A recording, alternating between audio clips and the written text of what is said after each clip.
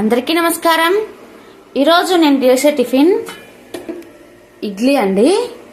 ఒక పక్క ఇడ్లీ పెట్టేసిన, ఇడ్లీ ఉడుకుతుంది. ఒక పక్క చట్నీకి పల్లీలు ఎంచుతున్నా అండి. ఈ విధంగా రెండు ఒకేసారి చేయడం ద్వారా చేయడం ఈజీగా అయిపోతుంది, పని త్వరగా అయిపోతుంది.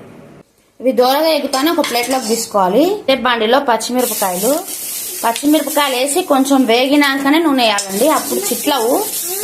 కొంచెం నూనె, కొబ్బరి, కరివేపాకు వేయాలి. అందులోనే కొంచెం చింతపండు.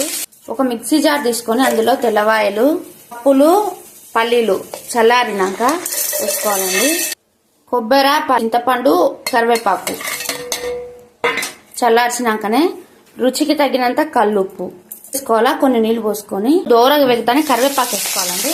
తాలింపు ఈ చట్నీలో వేసుకుంటే అయిపోతుంది. వెంటనే మూత